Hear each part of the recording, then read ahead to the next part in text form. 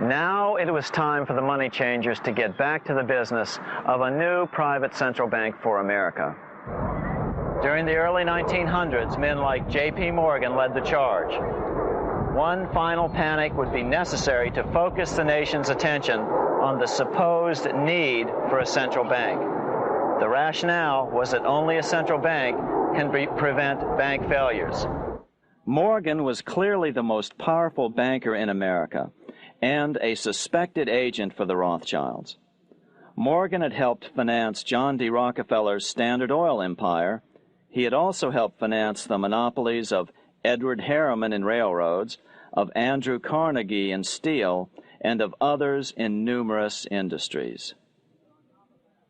But on top of that, J.P. Morgan's father, Junius Morgan, had been America's financial agent to the British. After his father's death, J.P. Morgan took on a British partner, Edward Grenfell, a longtime director of the Bank of England. In fact, upon Morgan's death, his estate contained only a few $1 million. The bulk of the securities most people thought he owned were in fact owned by others. In 1902, President Theodore Roosevelt allegedly went after Morgan and his friends by using the Sherman Antitrust Act to try to break up their industrial monopolies. Actually, Roosevelt did very little to interfere in the growing monopolization of American industry by the bankers and their surrogates. For example, Roosevelt supposedly broke up the Standard Oil monopoly, but it wasn't really broken at all. It was merely divided into 7 corporations, all still controlled by the Rockefellers.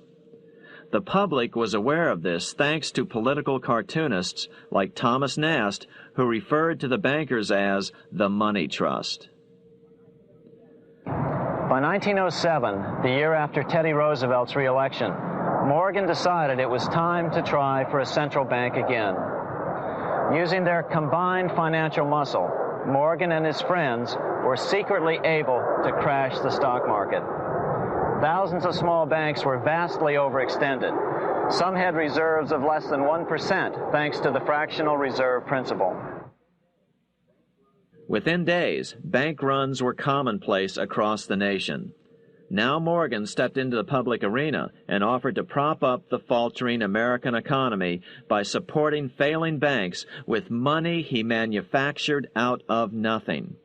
It was an outrageous proposal, far worse than even fractional reserve banking, but Congress let him do it. Morgan manufactured $200 million worth of this completely reserveless private money and bought things with it, paid for services with it, and sent some of it to his branch banks to lend out at interest. His plan worked. Soon, the public regained confidence in money in general and quit hoarding their currency. But as a result, banking power was further consolidated into the hands of a few large banks. By 1908, the panic was over, and Morgan was hailed as a hero by the president of Princeton University, a man by the name of Woodrow Wilson. All this trouble could be averted if we appointed a committee of 6 or 7 public-spirited men like J.P. Morgan to handle the affairs of our country. Economics textbooks would later explain that the creation of the Federal Reserve System was the direct result of the Panic of 1907. Quote, "With its alarming epidemic of bank failures, the country was fed up once and for all with the anarchy of unstable private banking," close quote. But Minnesota Congressman Charles A. Lindbergh Sr., the father of the famous aviator Lucky Lindy, later explained that the Panic of 1907 was really just a scam. Those not favorable to the money trust could be squeezed out of business and the people frightened into demanding changes in the banking and currency laws which the money trust would frame. So, since the passage of the National Bank Act of 1863, the money changers had been able to create a series of booms and busts. The purpose was not only to fleece the American public of their property, but to later claim that the banking system was basically so unstable that it had to be consolidated into a central bank once again.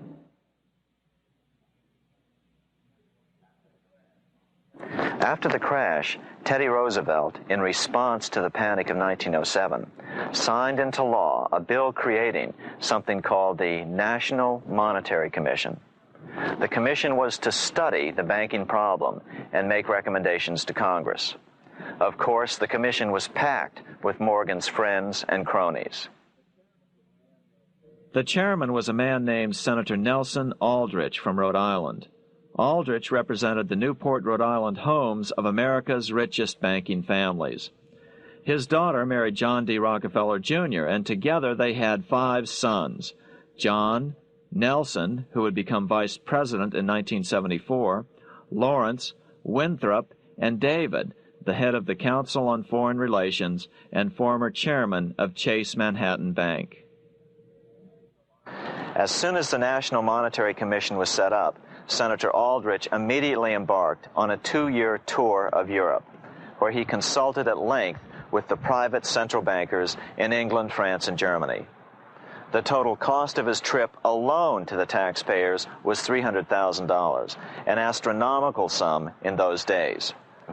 Shortly after his return, on the evening of November 22, 1910, some of the wealthiest and most powerful men in America boarded Senator Aldrich's private rail car and in the strictest secrecy journeyed to this place, Jekyll Island, off the coast of Georgia.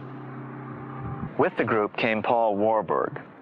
Warburg had been given a $500,000 per year salary to lobby for the passage of a privately owned central bank in America by the investment firm Kuhn, Loeb & Company. Warburg's partner in this firm was a man named Jacob Schiff, the grandson of the man who shared the Greenshield house with the Rothschild family in Frankfurt. Schiff, as we'll find out later, was in the process of spending $20 million to finance the overthrow of the Tsar in Russia. These 3 European banking families, the Rothschilds, the Warburgs, and the Schiffs, were interconnected by marriage down through the years, just as their American banking counterparts, the Morgans, Rockefellers, and Aldriches were. Secrecy was so tight that all 7 primary participants were cautioned to use only first names to prevent servants from learning their identities. Years later, one participant, Frank Vanderlip, president of National City Bank of New York and a representative of the Rockefeller family, confirmed the Jekyll Island trip in a February 9, 1935 edition of the Saturday Evening Post. I was as secretive, indeed as furtive as any conspirator. Discovery, we knew, simply must not happen, or else all our time and effort would be wasted. If it were to be exposed that our particular group had got together and written a banking bill, that bill would have no chance whatever of passage by Congress. The participants came here to figure out how to solve their major problem, how to bring back a privately owned central bank. But there were other problems that needed to be addressed as well. First of all, the market share of the big national banks was shrinking fast.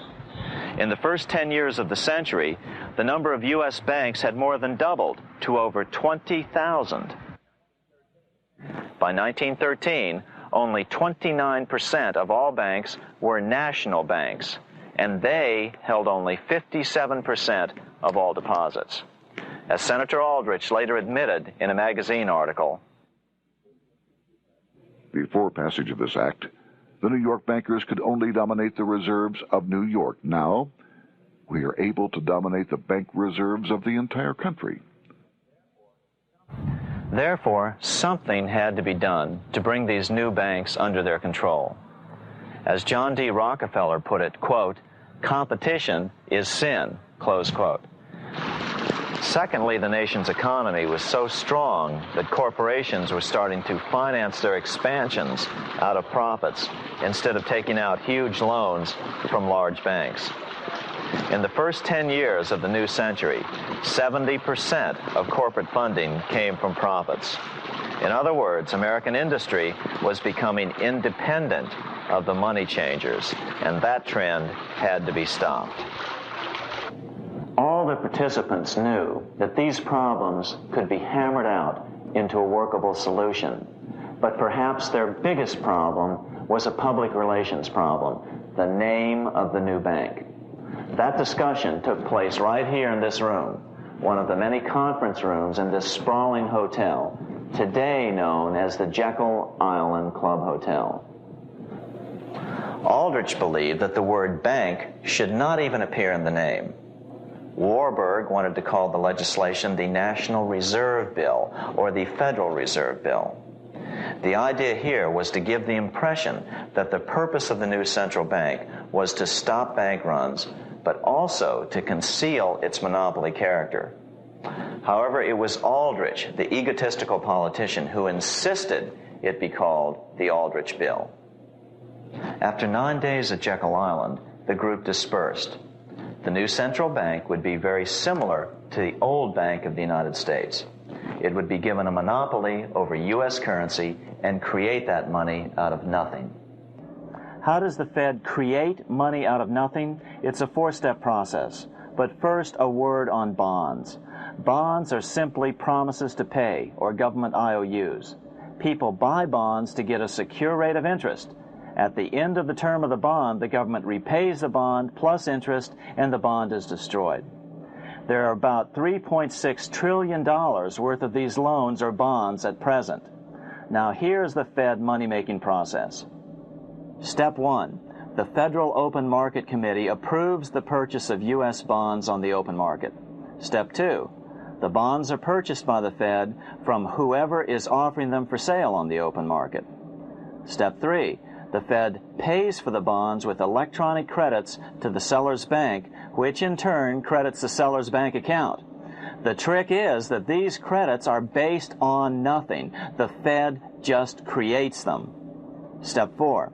The banks use these deposits as reserves. They can loan out over 10 times the amount of their reserves to new borrowers, all at interest. In this way, a Fed purchase of, say, $1 million worth of bonds gets turned into over $10 million in bank accounts.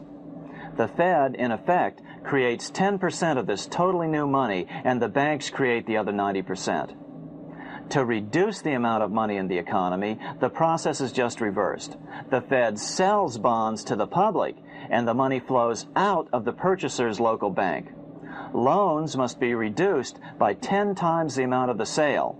So, a Fed sale of $1 million in bonds results in $10 million less money in the economy. So how does this benefit the bankers whose representatives huddled at Jekyll Island? First, it totally misdirected banking reform efforts from proper solutions. Second, it prevented a proper debt-free system of government finance, like Lincoln's greenbacks, from making a comeback. The bond-based system of government finance forced on Lincoln after he created greenbacks was now cast in stone. Third, it delegated to the bankers the right to create 90% of our money supply based on only fractional reserves, which they then loan out at interest. Fourth, it centralized overall control of our nation's money supply in the hands of a few men. Fifth, it established a central bank with a high degree of independence from effective political control. Soon after its creation, the Fed's great contraction in the early 1930s would cause the Great Depression. This independence has been enhanced since then through additional laws. In order to fool the public into thinking the government retained control, the plan called for the Fed to be run by a board of governors appointed by the President and approved by the Senate. But all the bankers had to do was to be sure their men got appointed to the board of governors. That wasn't hard. Bankers have money, and money buys influence over politicians. Once the participants left Jekyll Island, the public relations blitz was on. The big New York banks put together an educational fund of $5 million to finance professors at respected universities to endorse the new bank. Woodrow Wilson at Princeton was one of the first to jump on the bandwagon. But the bankers' subterfuge didn't work. The Aldrich Bill was quickly identified as the Bankers' Bill, a bill to benefit only what became known as the Money Trust. As Congressman Lindbergh put it during the congressional debate, The Aldrich Plan is the Wall Street Plan. It means another panic, if necessary, to intimidate the people. Aldrich, paid by the government to represent the people, proposes a plan for the trusts instead. Seeing they didn't have the votes to win in Congress, the Republican leadership never brought the Aldrich bill to a vote. The bankers quietly decided to move to track 2, the Democratic alternative. They began financing Woodrow Wilson as the Democratic nominee. As respected historian James Perloff put it, Wall Street financier Bernard Baruch was put in charge of Wilson's education. Baruch brought Wilson to the Democratic Party headquarters in New York in 1912, leading him like one would a poodle on a string. Wilson received an indoctrination course from the leaders convened there. So now the stage was set. The money changers were poised to install their privately owned central bank once again. The damage President Andrew Jackson had done 76 years earlier had been only partly repaired with the passage of the National Bank Act during the Civil War. Since then, the battle had raged on across the decades. The Jacksonians became the Greenbackers, who became the hardcore supporters of William Jennings Bryan. With Bryan leading the charge, these opponents of the money changers, ignorant of Baruch's tutelage, now threw themselves behind Democrat Woodrow Wilson. They and Bryan would soon be betrayed.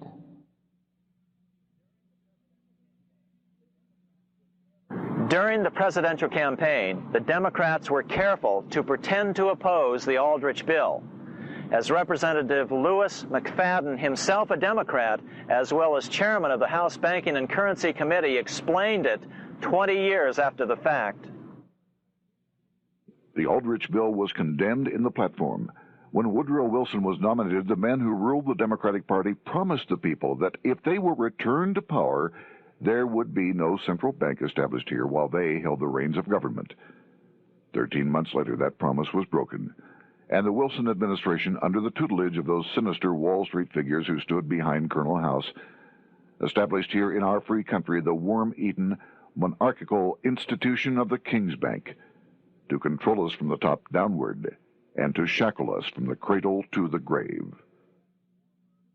Once Wilson was elected, Morgan, Warburg, Baruch, and company advanced a new plan, which Warburg named the Federal Reserve System. The Democratic leadership hailed the new bill, called the Glass-Owen Bill, as something radically different from the Aldrich Bill. But in fact, the bill was virtually identical in every important detail. In fact, so vehement were the Democratic denials of similarity that Paul Warburg, the father of both bills, had to step in to reassure his paid friends in Congress that the two bills were virtually identical. Brushing aside the external differences affecting the shells, we find the kernels of the two systems very closely resembling and related to one another. But that admission was for private consumption only. Publicly, the money trust trotted out Senator Aldrich and Frank Vanderlip, the president of Rockefeller's National City Bank of New York and one of the Jekyll Island Seven, to oppose the new Federal Reserve System. Years later, however, Vanderlip admitted in the Saturday Evening Post that the two measures were virtually identical. Although the Aldrich Federal Reserve Plan was defeated when it bore the name Aldrich, nevertheless, its essential points were all contained in the plan that finally was adopted. As Congress neared a vote, they called Ohio attorney Alfred Crozier to testify. Crozier noted the similarities between the Aldrich Bill and the Glass-Owen Bill. The bill grants just what Wall Street and the big banks for 25 years have been striving for: private instead of public control of currency. It, the Glass-Owen Bill, does this as completely as the Aldrich Bill. Both measures rob the government and the people of all effective control over the public's money, and vest in the banks exclusively the dangerous power to make money among the people scarce or plenty. During the debate on the measure, senators complained that the big banks were using their financial muscle to influence the outcome. "There are bankers in this country who are enemies of the public welfare," said one senator. What an understatement. Despite the charges of deceit and corruption, the bill was finally snuck through the Senate on December 22, 1913, after most senators had left town for the holidays, after having been assured by the leadership that nothing would be done until long after the Christmas recess. On the day the bill was passed, Congressman Lindbergh prophetically warned his countrymen that this act establishes the most gigantic trust on earth. When the President signs this bill, the invisible government by the monetary power will be legalized. The people may not know it immediately, but the day of reckoning is only a few years removed. The worst legislative crime of the ages is perpetrated by this banking bill. On top of all this, only weeks earlier, Congress had finally passed a bill legalizing income tax. Why was the income tax law important? Because bankers finally had in place a system which would run up a virtually unlimited federal debt. How would the interest on this debt be repaid, never mind the principal? Remember, a privately owned central bank creates the principal out of nothing. The federal government was small then. Up to then, it had subsisted merely on tariffs and excise taxes. No, just as with the Bank of England, the interest payments had to be guaranteed by direct taxation of the people. The money changers knew that if they had to rely on contributions from the states, eventually the individual state legislatures would revolt and either refuse to pay the interest on their own money or at least bring political pressure to bear to keep the debt small. It is interesting to note that in 1895, the Supreme Court had found a similar income tax law to be unconstitutional. The Supreme Court even found a corporate income tax law unconstitutional in 1909. As a result, Senator Aldrich hustled a bill for a constitutional amendment allowing income tax through the Congress. The proposed 16th Amendment to the Constitution was then sent to the state legislatures for approval. But some critics claim that the 16th Amendment was never ratified by the necessary 3/4 of the states. In other words, the 16th Amendment may not be legal. But the money changers were in no mood to debate the fine points. By October of 1913, Senator Aldrich had hustled the income tax bill through Congress. Without the power to tax the people directly and bypass the states, the Federal Reserve Bill would be far less useful to those who wanted to drive America deeply into their debt. A year after the passage of the Federal Reserve Bill, Congressman Lindbergh explained how the Fed created what we have come to call the business cycle and how they use it to their advantage. To cause high prices, all the Federal Reserve Board will do will be to lower the rediscount rate, producing an expansion of credit and a rising stock market. Then, when businessmen are adjusted to these conditions, it can check prosperity in mid-career by arbitrarily raising the rate of interest. It can cause the pendulum of a rising and falling market to swing gently back and forth by slight changes in the discount rate, or cause violent fluctuations by a greater rate variation. And in either case, it will possess inside information as to financial conditions and advanced knowledge of the coming change, either up or down. This is the strangest, most dangerous advantage ever placed in the hands of a special privileged class by any government that ever existed. The system is private, conducted for the sole purpose of obtaining the greatest possible profits from the use of other people's money. They know in advance when to create panics to their advantage. They also know when to stop panic. Inflation and deflation work equally well for them when they control finance. Congressman Lindbergh was correct on all points. What he didn't realize was that most European nations had already fallen prey to the central bankers decades or centuries earlier. But he also mentions the interesting fact that only 1 year later, the Fed had cornered the market in gold. This is how he put it, quote, "Already, the Federal Reserve banks have cornered the gold and gold certificates," close quote. But Congressman Lindbergh was not the only critic of the Fed.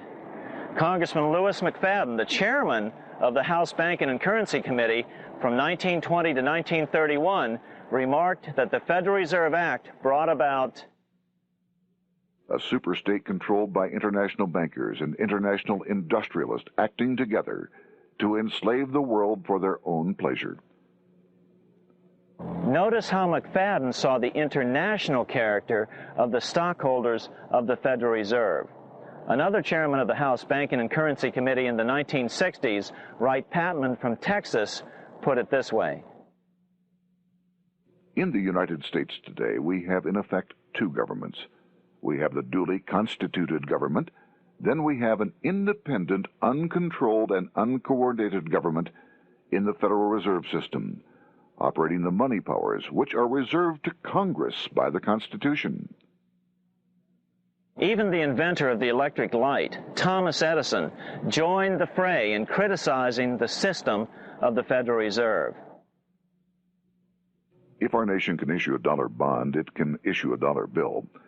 The element that makes the bond good makes the bill good also. The difference between the bond and the bill is the bond lets money brokers collect twice the amount of the bond and an additional 20%, whereas the currency pays nobody but those who contribute directly in some useful way. It is absurd to say that our country can issue $30 million in bonds and not $30 million in currency. Both are promises to pay, but one promise fattens the usurers and the other helps the people. 3 years after the passage of the Federal Reserve Act, even President Wilson began to have second thoughts about what had been unleashed during his first term in office. We have come to be one of the worst ruled, one of the most completely controlled governments in the civilized world, no longer a government of free opinion, no longer a government by a vote of the majority, but a government by the opinion and duress of a small group of dominant men. Some of the biggest men in the United States in the field of commerce and manufacture are afraid of something.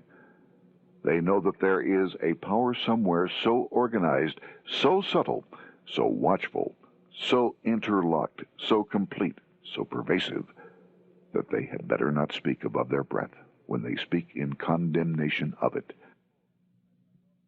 Before his death in 1924, President Wilson realized the full extent of the damage he had done to America when he confessed, "I have unwittingly ruined my government." So finally, the money changers, those who profit by manipulating the amount of money in circulation, had their privately owned central bank installed again in America. The major newspapers, which they also owned, hailed passage of the Federal Reserve Act of 1913, telling the public that now depressions could be scientifically prevented. The fact of the matter was that now depressions could be scientifically created.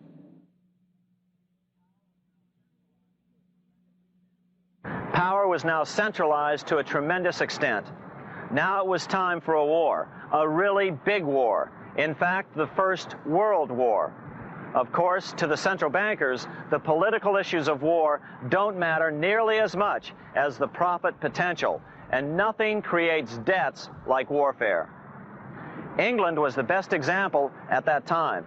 During the 119-year period between the founding of the Bank of England and Napoleon's defeat at Waterloo, England had been at war for 56 years, and much of the remaining time she'd been preparing for war.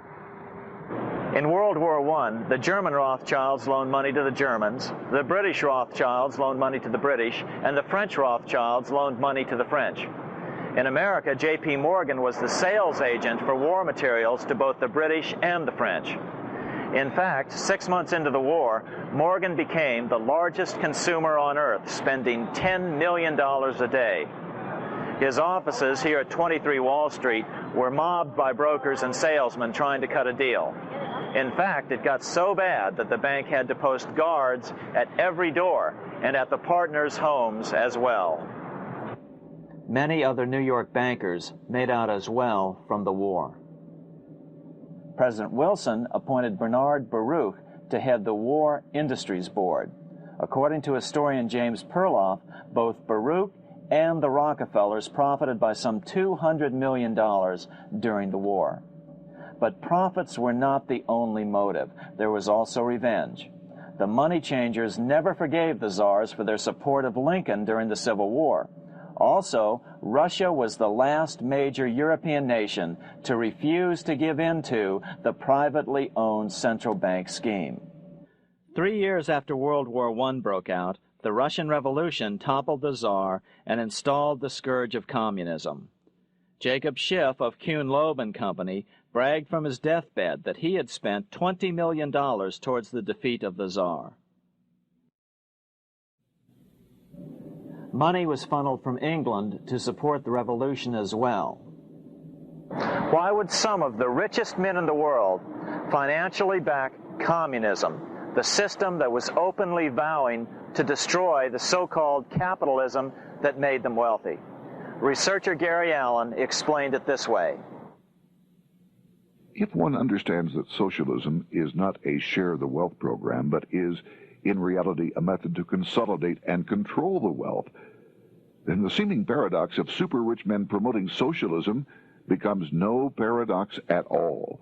Instead, it becomes logical, even the perfect tool of power-seeking megalomaniacs. Communism, or more accurately socialism, is not a movement of the downtrodden masses, but of the economic elite.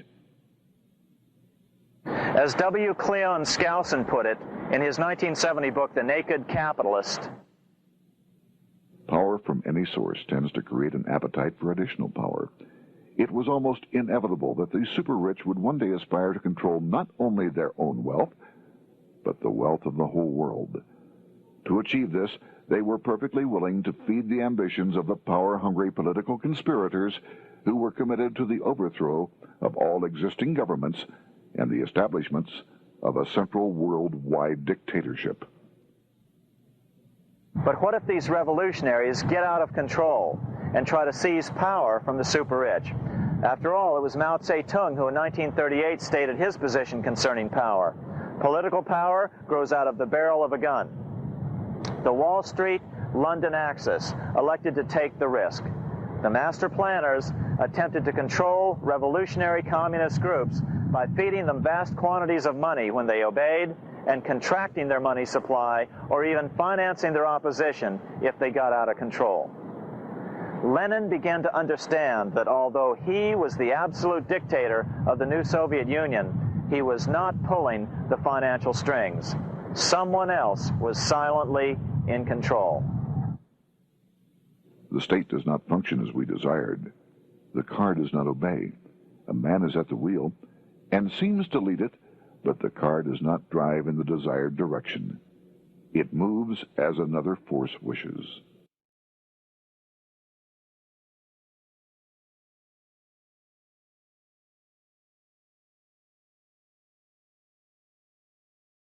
Who is behind it?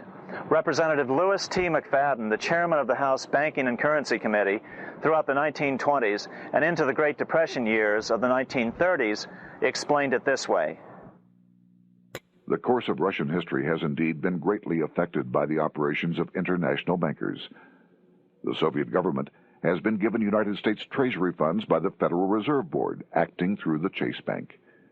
England has drawn money from us through the Federal Reserve banks and has relent it at high rates of interest to the Soviet government. The Dnipro Dam was built with funds unlawfully taken from the United States Treasury by the corrupt and dishonest Federal Reserve Board and the Federal Reserve banks.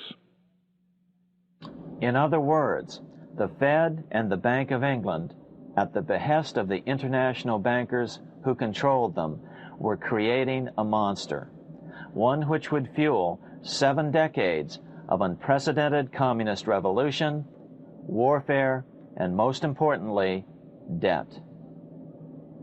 In case you think there's some chance that the money changers got communism going and then lost control, in 1992, the Washington Times reported that Russian President Boris Yeltsin was upset that most of the incoming foreign aid was being siphoned off, quote, straight back into the coffers of Western banks in debt service, close quote. No one in his right mind would claim that a war as large as World War I had a single cause. Wars are complex things with many causative factors. But on the other hand, it would also be equally foolish to ignore as a prime cause of World War I those who would profit the most from the war. The role of the money changers is no wild conspiracy theory. They had a motive, a short-ranged, self-serving motive, as well as a long-range political motive of advancing totalitarian governments, with the money changers maintaining the financial clout to control whatever politician might emerge as the leader. Next, we'll see what the money changers' ultimate political goal is for the world.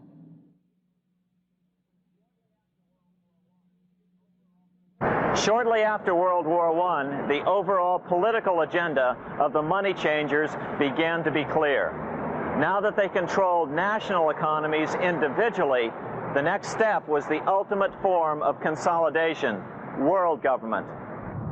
The new world government proposal was given top priority at the Paris Peace Conference after World War I. It was called the League of Nations, but much to the surprise of Paul Warburg and Bernard Baruch, who attended the peace conference with President Wilson, the world was not yet ready to dissolve national boundaries. Nationalism still beats strong in the human breast. For example, Lord Curzon, the British Foreign Secretary, called the League of Nations a good joke, even though it was the stated policy of the British government to support it. To the humiliation of President Wilson, the U.S. Congress wouldn't ratify the League either.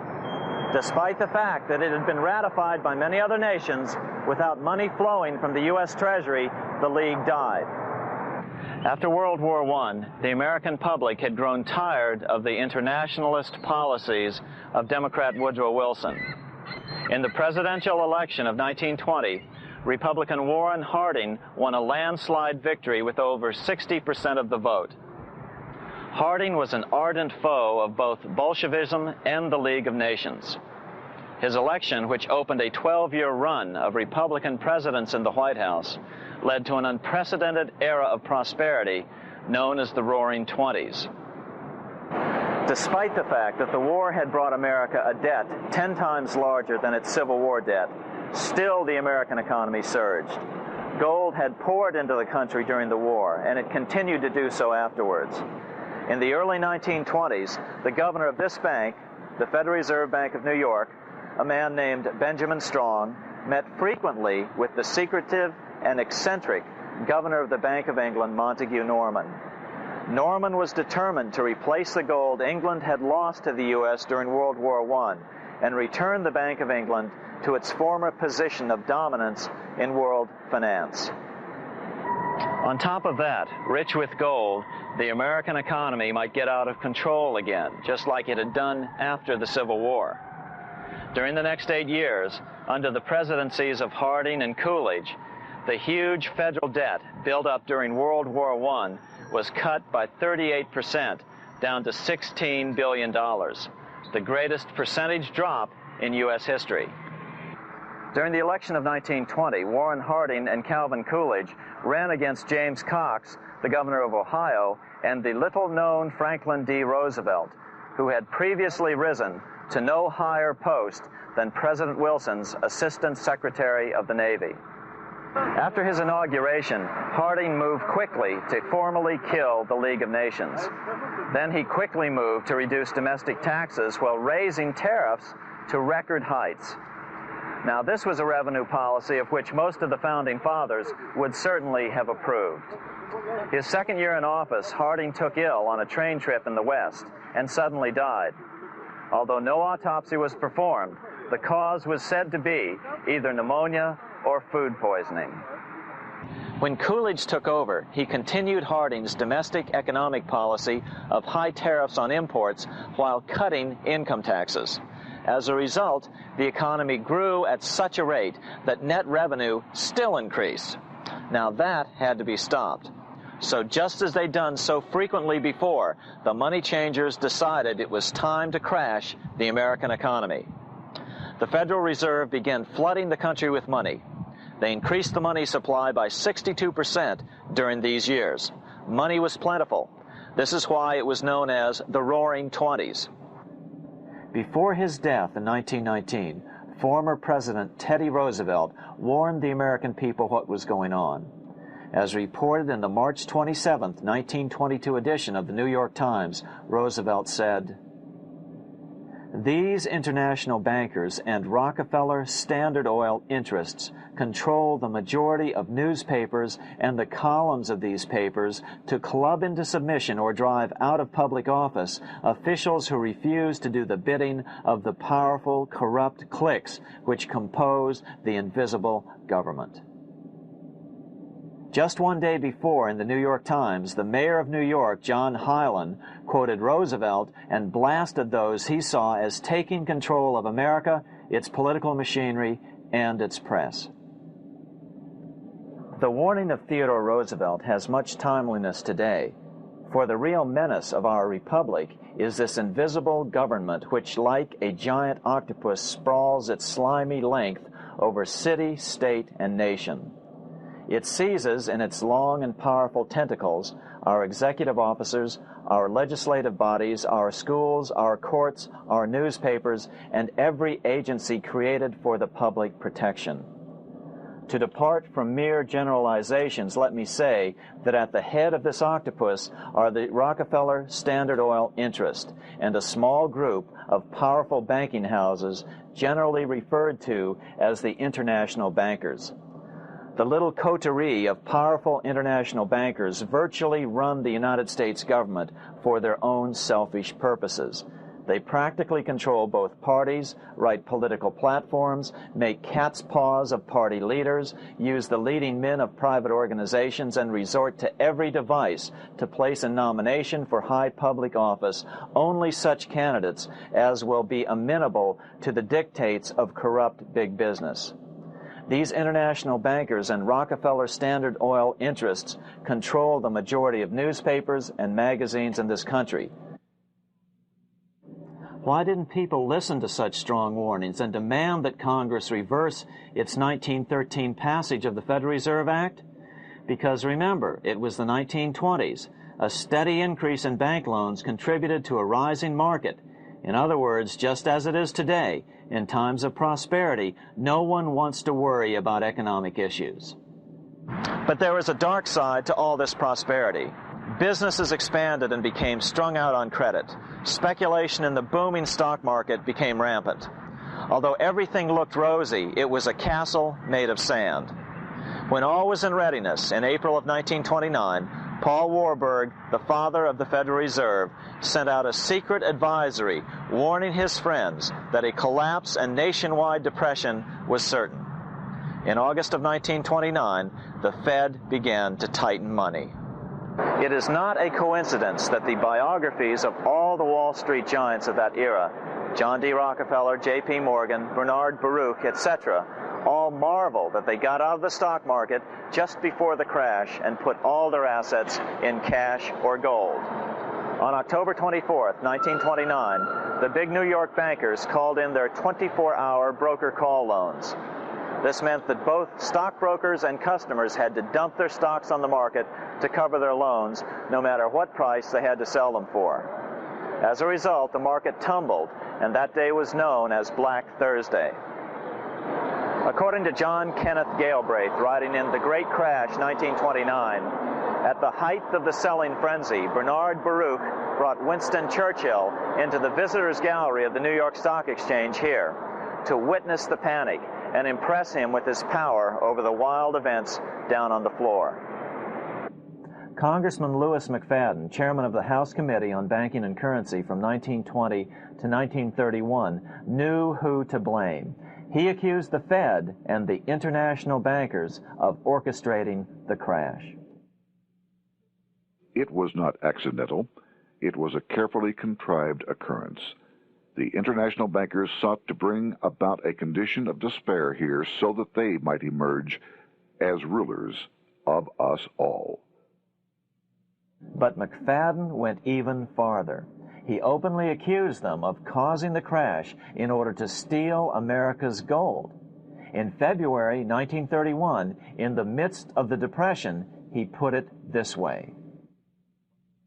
I think it can hardly be disputed that the statesmen and financiers of Europe are ready to take almost any means to reacquire rapidly the gold stock which Europe lost to America as the result of World War I. Curtis Dahl, a broker for Lehman Brothers, was on the floor of the New York Stock Exchange the day of the crash. In his 1970 book, FDR, My Exploited Father-in-Law, he explained that the crash was triggered by the planned sudden shortage of call money in the New York money market. Actually, it was the calculated shearing of the public by the world money powers triggered by the planned sudden shortage of call money in the New York money market. Within a few weeks, $3 billion of wealth simply seemed to vanish. Within a year, $40 billion had been lost. But did it really disappear? Or was it simply consolidated in fewer hands?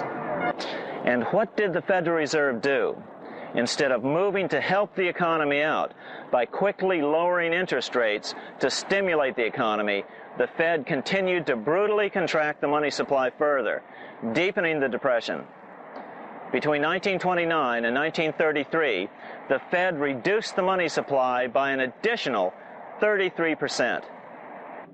Although most Americans have never heard that the Fed was the cause of the Depression, this is well known among top economists. Milton Friedman, the Nobel Prize-winning economist now of Stanford University, said the same thing in a National Public Radio interview in January of 1996. The Federal Reserve definitely caused the Great Depression by contracting the amount of currency in circulation by 1/3 from 1929 to 1933. But the money lost by most Americans during the Depression didn't just vanish. It was just redistributed into the hands of those who had gotten out just before the crash and had purchased gold, which is always a safe place to put your money just before a depression. But America's money also went overseas.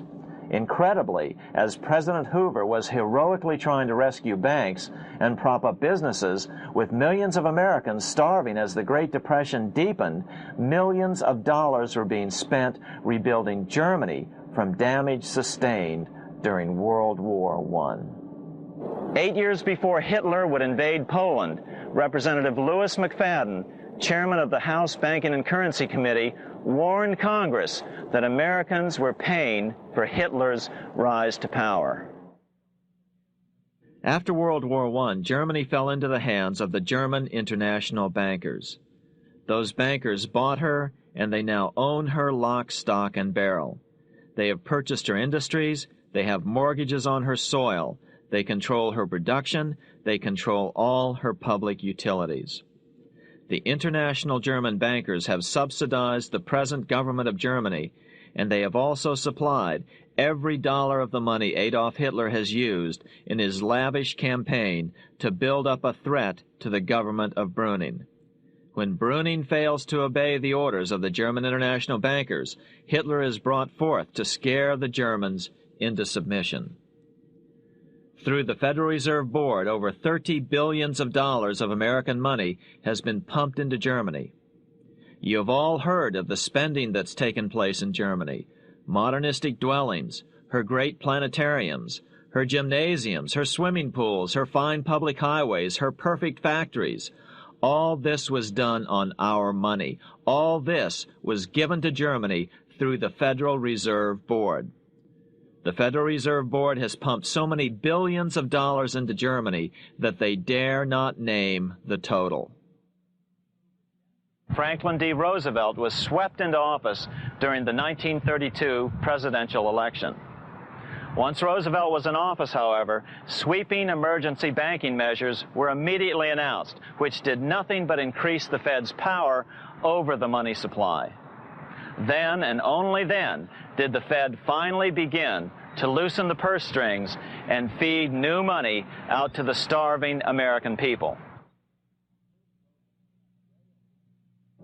At first, Roosevelt railed against the money changers as being the cause of the Depression. Believe it or not, this is what he said on March 4, 1933, in his inaugural address. Practices of the unscrupulous money changers stand indicted in the court of public opinion, rejected by the hearts and minds of men. The money changers have fled from their high seats in the temple of our civilization. But 2 days later, Roosevelt declared a bank holiday and closed all banks. Later that year, Roosevelt outlawed private ownership of all gold bullion and all gold coins with the exception of rare coins. Most of the gold in the hands of the average American was in the form of gold coins. The new decree was, in effect, a confiscation. Those who didn't comply risk as much as 10 years in prison and a $10,000 fine, the equivalent of $100,000 today. Out in small-town America, some people didn't trust Roosevelt's order. Many were torn between keeping their hard-earned wealth or obeying the government. Those who did turn in their gold were paid the official price for it, $20.66 per ounce.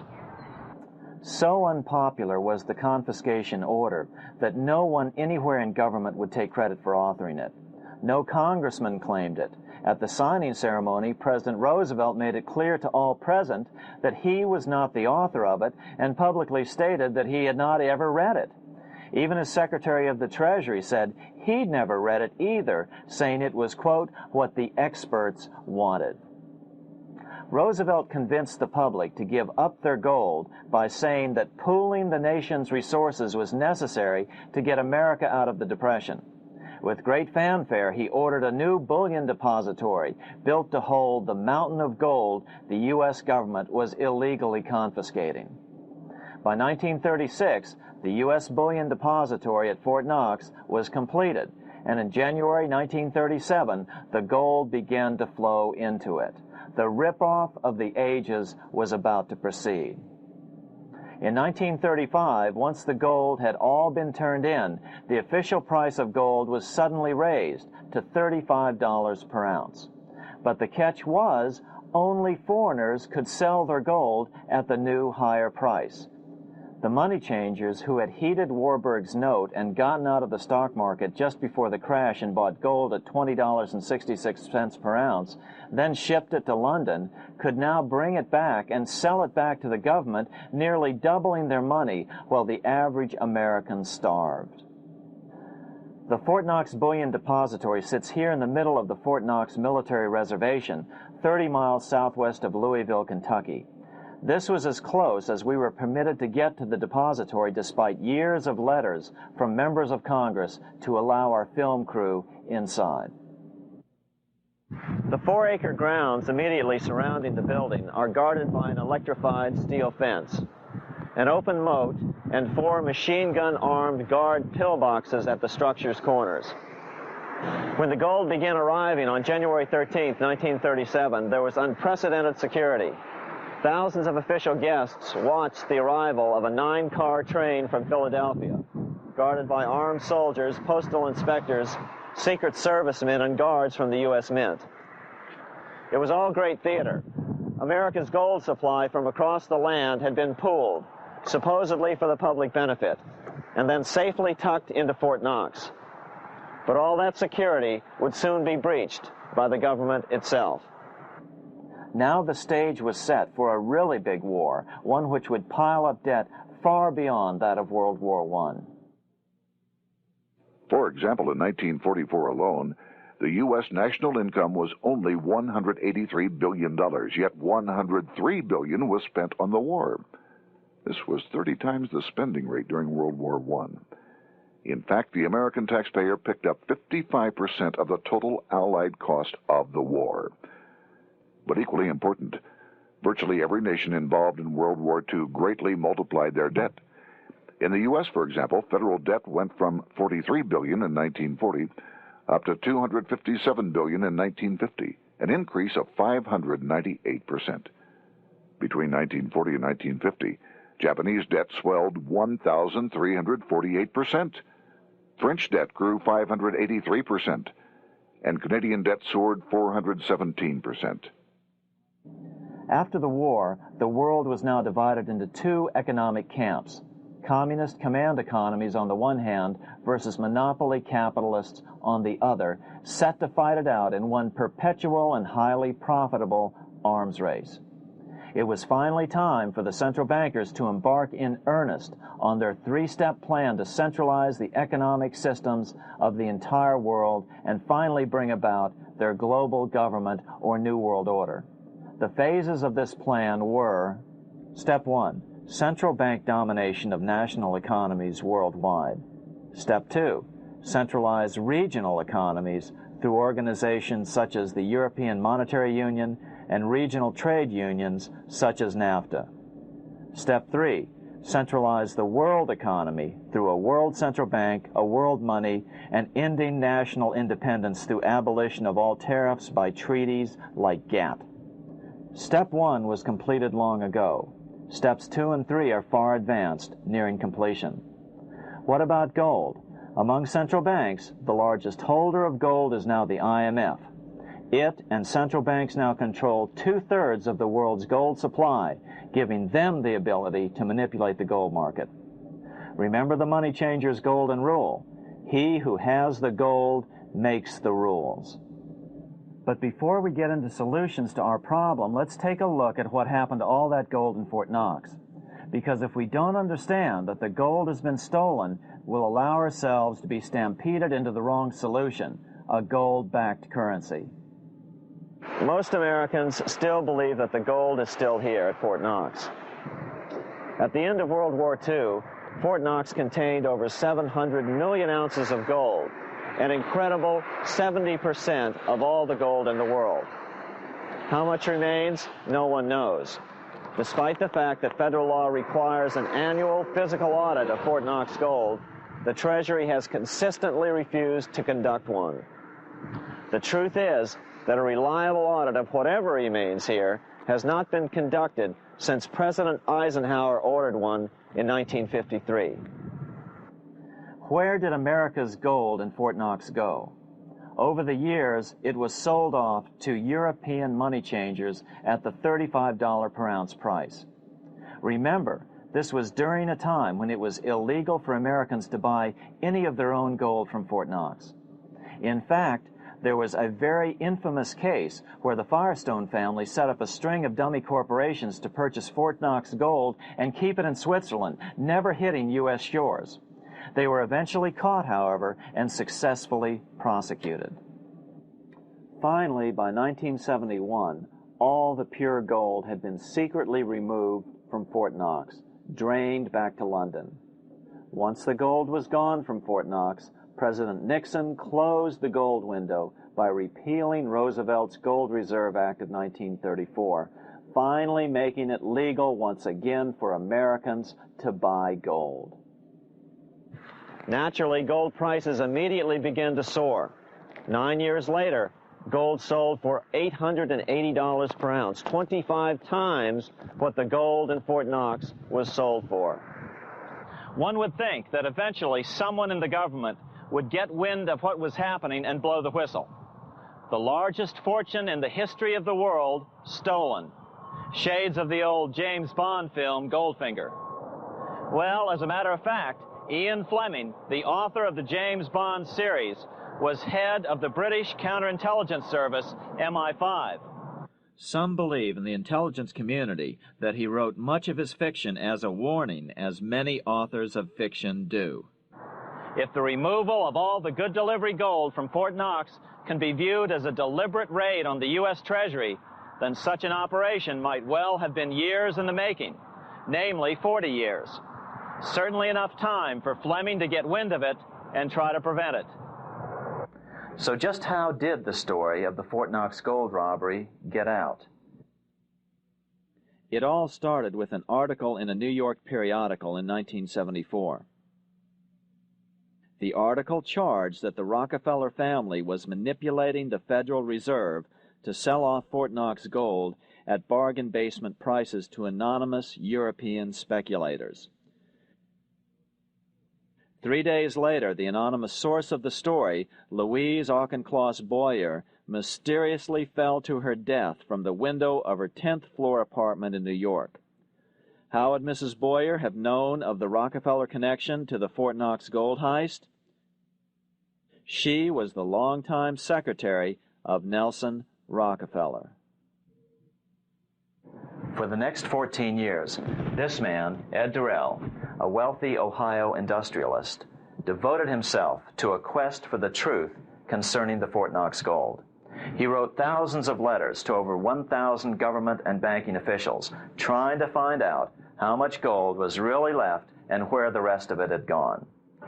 Edith Roosevelt, the granddaughter of President Teddy Roosevelt, questioned the actions of the government in a March 1975 edition of the New Hampshire Sunday News.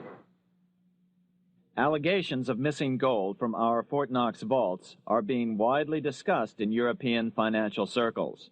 But what is puzzling is that the administration is not hastening to demonstrate conclusively that there is no cause for concern over our gold treasure, if indeed it is in a position to do so.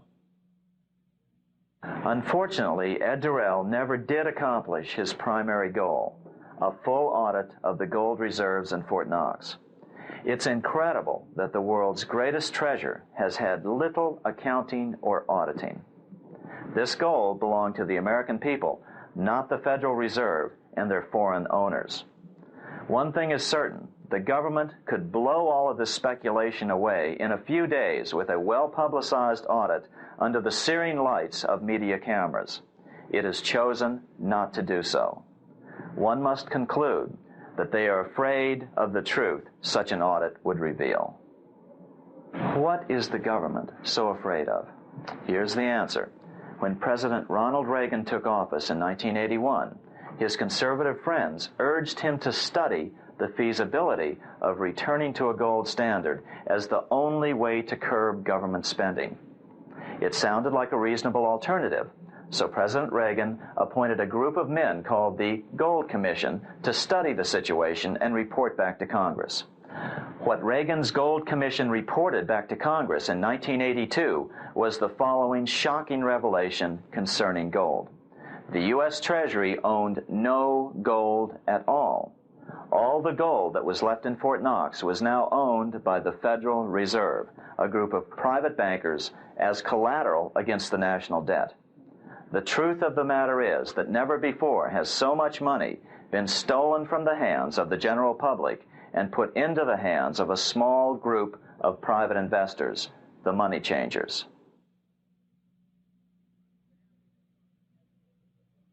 I'm standing in front of the headquarters of the International Monetary Fund located in Washington, D.C. Across the street, right over there, is the headquarters of the World Bank. What are these organizations and who controls them? And most importantly, are they about to create a huge worldwide depression? Let us step back in time for a moment to the aftermath of World War I. People were tired of war, so under the guise of peacemaking, the international bankers devised a plan to consolidate power even further. Claiming only an international government would stem the tide of world wars, the money changers pushed forward a proposal for world government which stood on three legs. A world central bank to be called the Bank of International Settlements, a world judiciary to be called the World Court located in The Hague, the Netherlands, and a world executive and legislature to be called the League of Nations.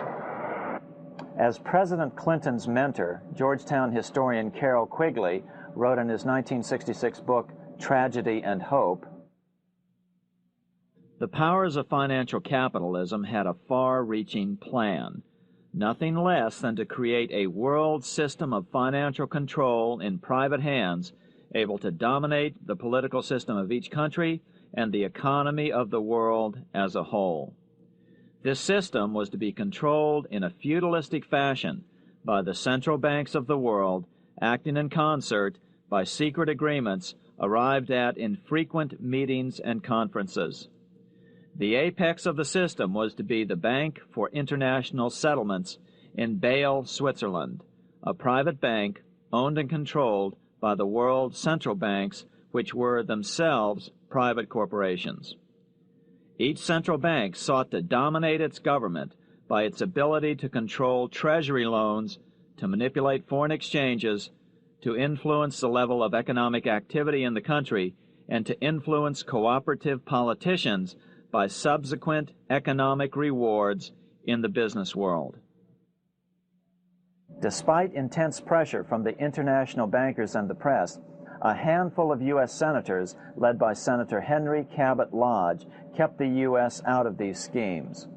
Without U.S. participation, the League was doomed. Incredibly, even though the U.S. rejected the World Central Bank, the BIS, the New York Federal Reserve ignored its government and arrogantly sent representatives to Switzerland to participate in the central bankers' meeting right up until 1994, when the U.S. was finally officially dragged into it. Their world government schemes thwarted, the bankers resorted to the old formula: another war to wear down the resistance to world government while reaping handsome profits. To this end, Wall Street helped resurrect Germany through the Thyssen banks, which were affiliated with the Harriman interest in New York, just as the Chase Bank had assisted in the financing of the Bolshevik Revolution in Russia during World War I. Chase Bank was controlled by the Rockefeller family. Subsequently, it was merged with Warburg's Manhattan Bank to form the Chase Manhattan Bank. Now this has merged with Chemical Bank of New York, making it the largest Wall Street bank. Their strategy worked. Even before World War II was over, world government was back on track. In 1944, at Bretton Woods, New Hampshire, the International Monetary Fund and the World Bank were approved with full U.S. participation. The Second League of Nations, renamed the United Nations, was approved in 1945. Soon, a new international court system was functioning as well. All effective opposition to these international bodies before the war had evaporated in the heat of war, just as planned. These new organizations simply repeated on a world scale what the National Banking Act of 1864 and the Federal Reserve Act of 1913 had established in the U.S. They created a banking cartel composed of the world's central banks, which gradually assumed the power to dictate credit policies to the banks of all the nations. For example, just as the Federal Reserve Act authorized the creation of a new national fiat currency called Federal Reserve Notes, the IMF has been given the authority to issue a world fiat money called Special Drawing Rights, or SDRs. To date, the IMF has created in excess of $30 billion worth of SDRs. Member nations are being pressured to make their currencies fully exchangeable for SDRs. In 1968, Congress approved laws authorizing the Fed to accept SDRs as reserves in the U.S. and to issue Federal Reserve notes in exchange for SDRs. What does that mean? It means that in the U.S., SDRs are already a part of our lawful money. And what about gold? SDRs are already partially backed by gold. And with 2/3 of world gold now in the hands of central banks, the money changers can go about structuring the world's economic future in whichever way they deem most profitable. Keep in mind, just as the Fed is controlled by its Board of Governors, the IMF is controlled by its Board of Governors, which are either the heads of the different central banks or the heads of the various national treasury departments dominated by their central banks. Voting power in the IMF gives the U.S. and the U.K., that is to say the Fed and the Bank of England, effective control. Just as the Fed controls the amount of money in the U.S., the BIS, IMF, and World Bank control the money supply for the world. So we see the repetition of the old Goldsmiths fraud replicated on the national scale with central banks like the Fed, and on the international scale by the three arms of the World Central Bank. Is this organization of the BIS, the IMF, and the World Bank, which we refer to collectively as the World Central Bank, presently expanding and contracting world credit? Yes. Regulations put into effect in 1988 by the BIS required the world's bankers to raise their capital and reserves to 8% of liabilities by 1992. Increased capital requirements put an upper limit to the fractional reserve lending, similar to the way cash reserve requirements do. What has this seemingly insignificant regulation made in a Swiss city 8 years ago meant to the world? It means our banks cannot loan more and more money to buy more and more time before the next depression, as a maximum loan ratio is now set.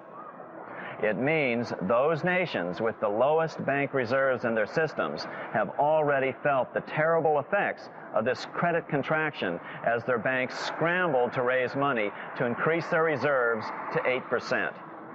To raise the money, they had to sell stocks, which depressed their stock markets and began the depression first in their countries. Japan, which in 1988 had among the lowest capital and reserve requirements, and thus was the most affected by the regulation, has experienced a financial crash which began almost immediately in 1989, which has wiped out a staggering 50% of the value of its stock market since 1990 and 60% of the value of its commercial real estate. The Bank of Japan has lowered its interest rates to 0.5%, practically giving away money to resurrect the economy, but still the depression worsens. Due to the $20 billion U.S. bailout of Mexico, the financial collapse in that nation is already known here. Yet despite the bailout, the economy continues to be a disaster. One huge debt after another is rolled over as new loans are being made simply to enable Mexico to pay the interest on the old loans. In the south of Mexico, the poor have been in open revolt as every spare peso is being siphoned out of the country to make interest payments. It is important to note that a radical transfer of power is taking place as nations become subservient to a supranational world central bank controlled by a handful of the world's richest bankers. As the IMF creates more and more SDRs by the stroke of a pen on IMF ledgers, more and more nations borrow them to pay interest on their mounting debts and gradually fall under the control of the faceless bureaucrats of the World Central Bank. As the worldwide depression worsens and spreads, this will give the World Central Bank the power of economic life and death over these nations. It will decide which nations will be permitted to receive further loans and which nations will starve. Despite all the rhetoric about development and the alleviation of poverty, the result is a steady transfer of wealth from the debtor nations to the money changers' central banks which control the IMF and the World Bank. For example, in 1992, the Third World debtor nations, which borrowed from the World Bank, paid $198 million more to the central banks of the developed nations for World Bank-funded purposes than they received from the World Bank. All this increases their permanent debt in exchange for temporary relief of poverty caused by prior borrowings. Already, these repayments exceed the amount of the new loans. By 1992, Africa's external debt had reached $290 billion, 2.5 times greater than in 1980, resulting in skyrocketing infant mortality rates and unemployment, deterioration of schools, housing, and the general health of the people. The entire world faces the immeasurable suffering already destroying the Third World and now Japan, all for the benefit of the money changers. As one prominent Brazilian politician put it, "The Third World War has already started. It is a silent war, not for that reason any less sinister. The war is tearing down Brazil, Latin America, and practically all the Third World. Instead of soldiers dying, there are children. It is a war over the Third World debt, one which has as its main weapon interest, a weapon more deadly than the atom bomb, more shattering than a laser beam."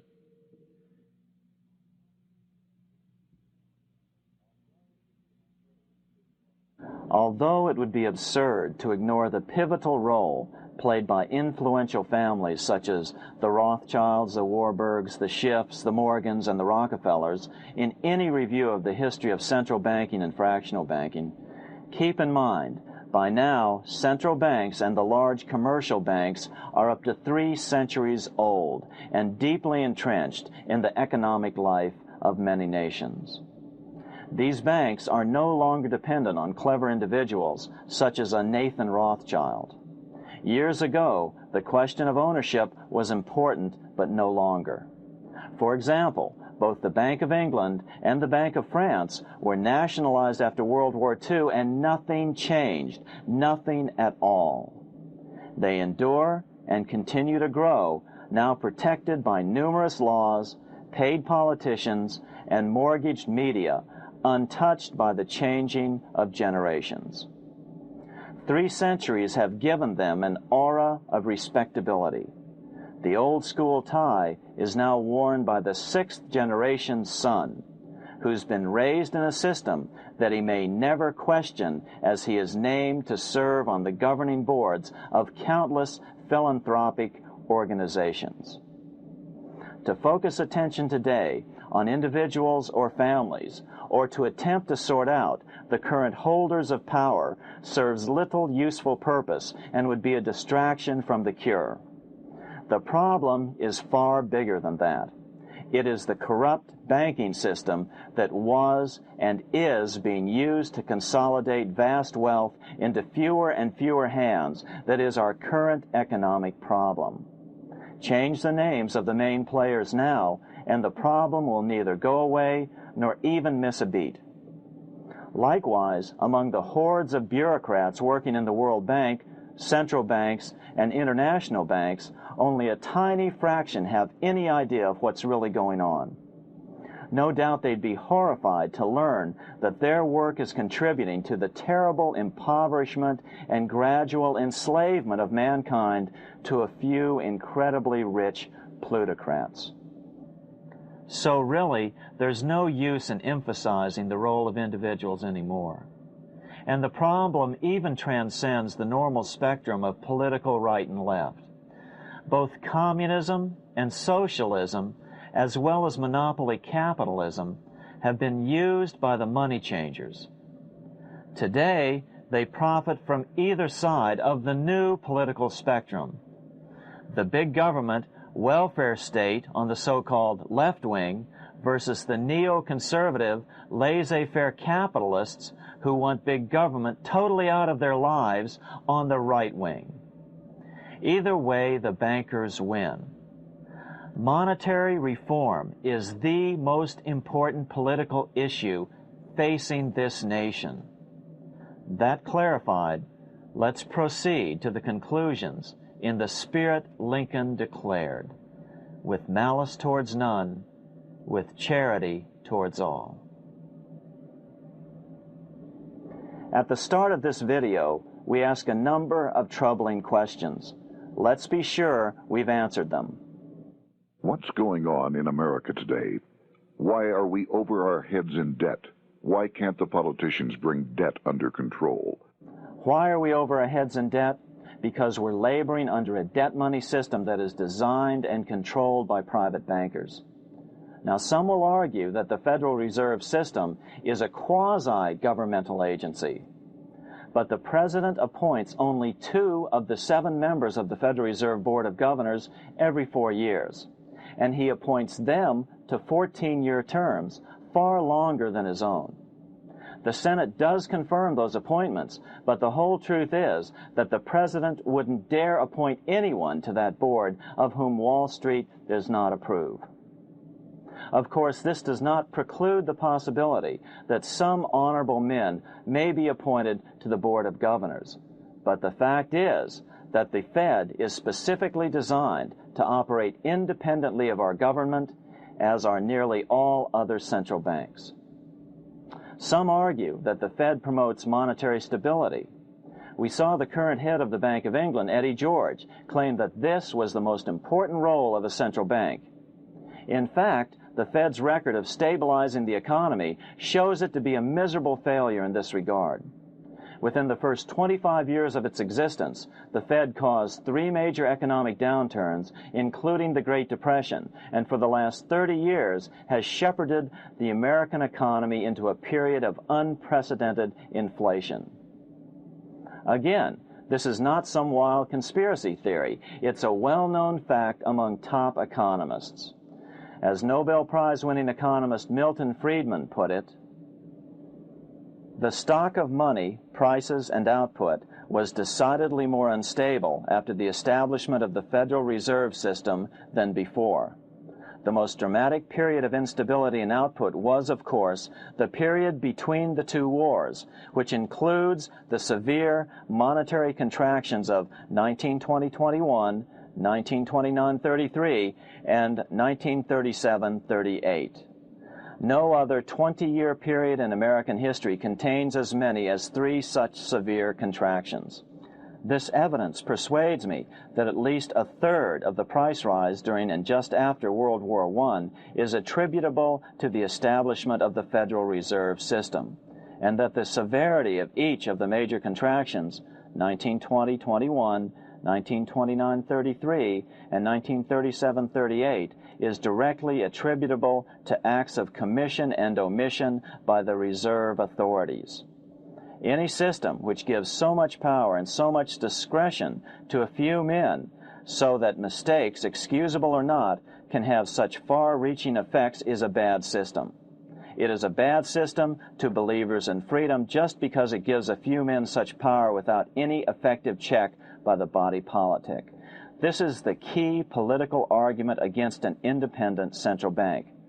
To paraphrase Clemenceau, money is much too serious a matter to be left to the central bankers. We must learn from our history before it is too late. Why can't politicians control the federal debt? Because all our money is created out of debt. Again, it's a debt money system. Our money is created initially by the purchase of U.S. bonds. The public buys bonds like savings bonds, the banks buy bonds, foreigners buy bonds, and when the Fed wants to create more money in the system, it buys bonds, but pays for them with a simple bookkeeping entry which it creates out of nothing. Then this new money, created by the Fed, is multiplied by a factor of 10 by the banks thanks to the fractional reserve principle. So although the banks don't create currency, they do create checkbook money or deposits by making new loans. They even invest some of this created money. In fact, over $1 trillion of this privately created money has been used to purchase U.S. bonds on the open market, which provides the banks with roughly $50 billion in interest, risk-free, each year, less the interest they pay to some depositors. In this way, through fractional reserve lending, banks create over 90% of the money and therefore cause over 90% of our inflation.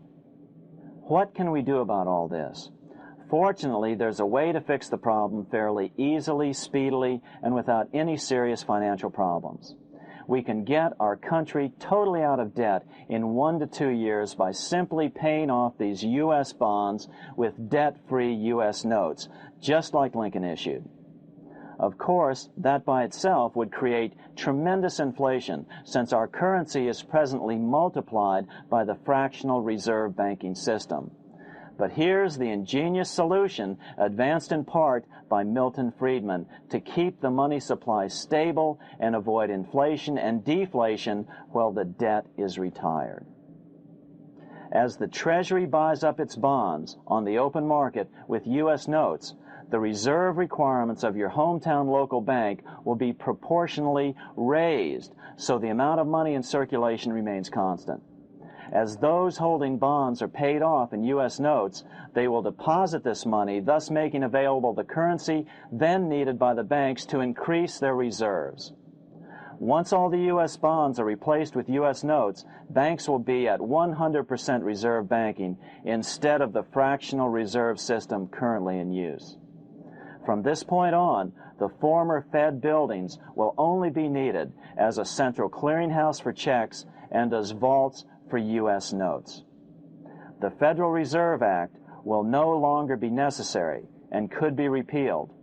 Monetary power can be transferred back to the Treasury Department. There would be no further creation or contraction of money by banks. By doing it this way, our national debt can be paid off in a single year or so, and the Fed and fractional reserve banking abolished without national bankruptcy, financial collapse, inflation or deflation, or any significant change in the way the average American goes about his business. To the average person, the primary difference would be that for the first time since the Federal Reserve Act was passed in 1913, taxes would begin to go down. Now there's a real national blessing for you, rather than for Hamilton's banker friends. Now let's take a look at these proposals in more detail. Here are the main provisions of a Monetary Reform Act which needs to be passed by Congress. We've drafted a proposed Monetary Reform Act which follows at the end of this tape.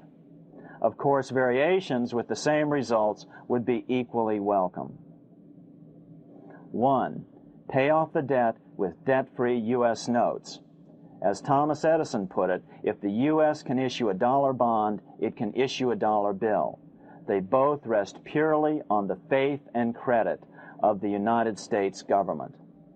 This amounts to a simple substitution of one type of government obligation for another. One bears interest, the other doesn't.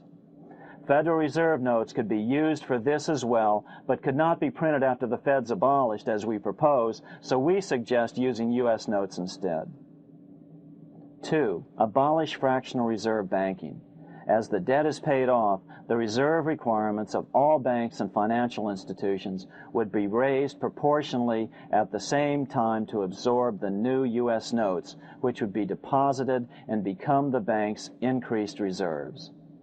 Towards the end of the first year of the transition period, the remaining liabilities of financial institutions would be assumed or acquired by the U.S. government in a one-time operation. In other words, they too would eventually be paid off with debt-free U.S. notes in order to keep the total money supply stable. At the end of the first year or so, all of the national debt would be paid, and we could start enjoying the benefits of full reserve banking. The Fed would be obsolete, an anachronism. 3. Repeal the Federal Reserve Act of 1913 and the National Banking Act of 1864. These acts delegate the money power to a private banking monopoly. They must be repealed, and the money power handed back to the Department of Treasury, where they were initially under President Abraham Lincoln. No banker or person in any way affiliated with financial institutions should be allowed to regulate banking. After the first two reforms, these acts would serve no useful purpose anyway, since they relate to a fractional reserve banking system. 4. Withdraw the U.S. from the IMF, the BIS, and the World Bank. These institutions, like the Federal Reserve, are designed to further centralize the power of the international bankers over the world's economy, and the U.S. must withdraw from them. Their harmless functions, such as currency exchange, can be accomplished either nationally or in new organizations limited to those functions. Such a monetary reform act would guarantee that the amount of money in circulation would stay very stable, causing neither inflation nor deflation. Remember, for the last 3 decades, the Fed has doubled the American money supply every 10 years. That fact and fractional reserve banking are the real causes of inflation and the reduction in our buying power, a hidden tax. These and other taxes are the real reasons both parents now have to work just to get by. The money supply should increase slowly to keep prices stable, roughly in proportion to population growth, about 3% per year, not at the whim of a group of bankers meeting in secret. In fact, all future decisions on how much money will be in the American economy must be made based on statistics of population growth and the price level index. The new monetary regulators in the Treasury Department, perhaps called the Monetary Committee, would have absolutely no discretion in this matter except in time of declared war. This would ensure a steady, stable money growth of roughly 3% per year, resulting in stable prices and no sharp changes in the money supply. To make certain the process is completely open and honest, all deliberations would be public, not secret, as meetings of the Fed's Board of Governors are today. How do we know this will work? Because these steps remove the two major causes of economic instability, the Fed and fractional reserve banking, and the newest one as well, the BIS, Bank of International Settlements. But most importantly, the danger of a severe depression would be eliminated. Let's listen to Milton Friedman on the single cause of severe economic depressions. I know of no severe depression in any country or any time that was not accompanied by a sharp decline in the stock of money, and equally of no sharp decline in the stock of money that was not accompanied by a severe depression. Issuing our own currency is not a radical solution. It's been advocated by Presidents Jefferson, Madison, Jackson, Van Buren, and Lincoln. But it's been used at different times throughout Europe as well. Perhaps the best example is one of the small islands off the coast of France in the English Channel. Called Guernsey, it's been using debt-free money issues to pay for large building projects for nearly 200 years. Here we are on Guernsey, and this is the Guernsey Flower and Vegetable Market. Guernsey is one of the most successful examples of just how well a debt-free money system can work. In 1815, a committee was appointed to investigate how best to finance this new market. The impoverished island could not afford more new taxes, so the state's fathers decided to try a revolutionary idea: issue their own paper money. They were just colorful paper notes, backed by nothing, but the people of this tiny island agreed to accept them and trade with them. To be sure they circulated widely, they were declared to be good for the payment of taxes. Of course, this idea was nothing new. It was exactly what America had done before the American Revolution, and there are many other examples throughout the world. But it was new to Guernsey, and it worked miracles. This market is still in use, and remember, it was built for no debt to the people of this island state. But what if we follow Guernsey's example? How would the bankers react to these reforms? Certainly the international bankers' cartel will oppose reforms that do away with their control of the world's economies as they have in the past. But it is equally certain that Congress has the constitutional authority and responsibility to authorize the issuance of debt-free money, U.S. notes, and to reform the very banking laws it ill-advisedly enacted. Undoubtedly, the bankers will claim that issuing debt-free money will cause severe inflation or make other dire predictions. But remember, it is fractional reserve banking which is the real cause of over 90% of all inflation, not whether debt-free U.S. notes are used to pay for government deficits. In the current system, any spending excesses on the part of Congress are turned into more debt bonds, and the 10% purchased by the Fed are then multiplied many times over by the bankers, causing over 90% of all inflation. Our fractional reserve and debt-based banking system is the problem. We must ignore its inevitable resistance to reform and remain firm until the cure is complete. As the director of the Bank of England in the 1920s, Sir Josiah Stamp put it, referring to this modern fractional reserve banking system, "Banking is conceived in iniquity and born in sin. Bankers own the earth. Take it away from them, but leave them the power to create money and control credit, and with the flick of a pen, they will create enough money to buy it back again. Take this great power away from the bankers, and all great fortunes like mine will disappear, and they ought to disappear, for this would be a better and happier world to live in. But if you want to continue the slaves of bankers and pay the cost of your own slavery, let them continue to create money and to control credit." Americans are slowly figuring this out. Today, over 3,200 cities and counties have endorsed the proposal of a nonprofit organization called Sovereignty. The Sovereignty movement calls for Congress to authorize the Secretary of the Treasury to issue $90 billion per year of U.S. notes, not Federal Reserve notes nor debt-based bonds, to loan money interest-free to cities, counties, and school districts for needed capital improvements. Remarkably, and to their praise, the Community Bankers Association of Illinois, representing 515 member banks, has endorsed this sovereignty proposal, a good step in the right direction. As Milton Friedman has repeatedly pointed out, no severe depression can occur without a severe contraction of money. In our system, only the Fed, the Bank of International Settlements, with U.S. bankers' cooperation, or a combination of the largest Wall Street banks could cause a depression. In other words, our economy is so huge and resilient, a depression just can't happen by accident. Unless we reform our banking system, they will always have that power. They can pull the plug on our economy anytime they choose.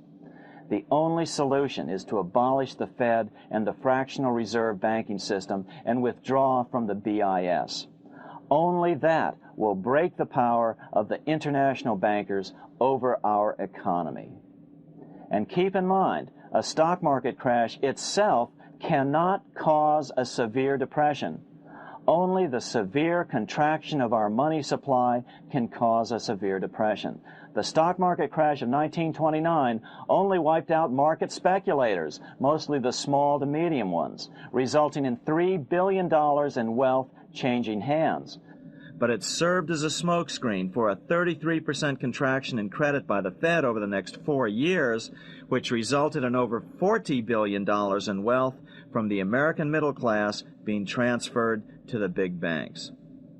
Then, despite impotent howls of protest from a divided Congress, the independent Fed kept the money supply contracted for a full decade. Only World War II ended the terrible suffering the Fed inflicted on the American people. In a depression, the remaining wealth of the debt-burdened American middle class will be wiped out by unemployment, declining wages, and the resulting foreclosures. If we start to act to reform our monetary system, the money changers may do what they did in 1929 and then the 1930s, crash the stock market and use that as a smokescreen while contracting the money supply. But if we're determined to fight to regain control over our money, we can come out of it fairly quickly, perhaps in only a very few months, as U.S. notes begin to circulate and replace the money withdrawn by the bankers. The longer we wait, the greater the danger we'll permanently lose control of our nation.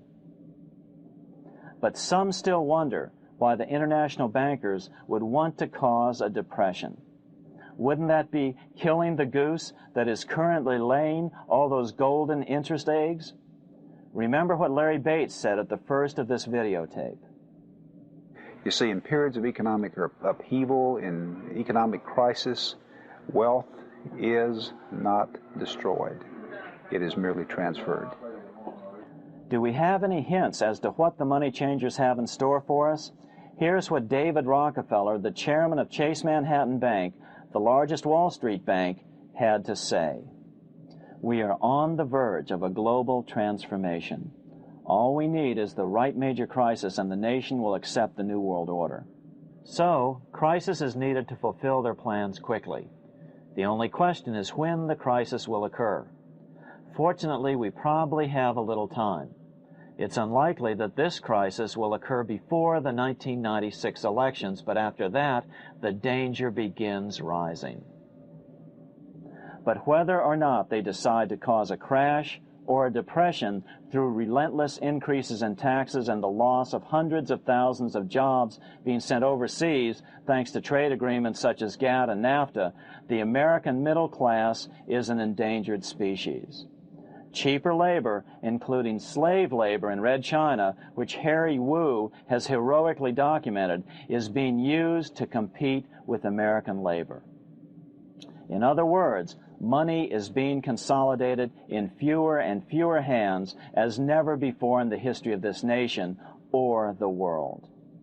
Without reform, the American middle class will soon be extinct, leaving only the very rich few and the very many poor, as has already occurred in most of the world. We've been warned of all this by congressmen, presidents, industrialists, and economists down through the years. Religious leaders, too, have seen the danger. About 1898, during the time of William Jennings Bryan, Pope Leo XIII put it this way: "On the one side, there is the party which holds the power because it holds the wealth, which has in its grasp all labor and all trade, which manipulates for its own benefit and its own purposes all the sources of supply, and which is powerfully represented in the councils of state itself. On the other side, there is the needy and powerless multitude, sore and suffering. Rapacious usury, which, although more than once condemned by the Church, is nevertheless under a different form, but with the same guilt, still practiced by avaricious and grasping men, so that a small number of very rich men have been able to lay upon the masses of the poor a yoke little better than slavery itself." More recently, during America's Great Depression, Pope Pius XI spoke of the same problem. "In our days, not alone is wealth accumulated, but immense power and despotic economic domination is concentrated in the hands of a few. This power becomes particularly irresistible when exercised by those who, because they hold and control money, are able also to govern credit and determine its allotment. For this reason, supplying, so to speak, the lifeblood to the entire economic body, and grasping, as it were, in their hands the very soul of the economy, so that no one dare breathe against their will."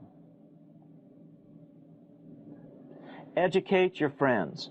Our country needs a solid group who really understand how our money is manipulated and what the solutions really are.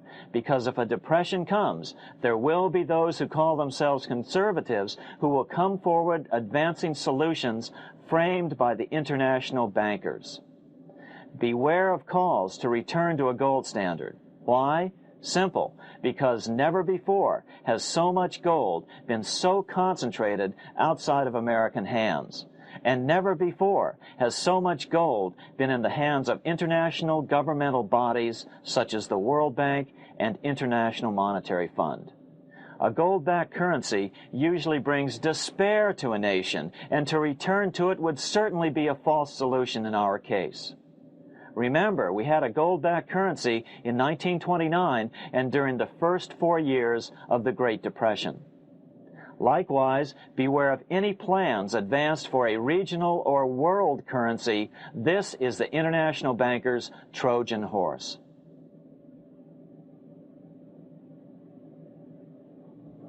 Educate your member of Congress.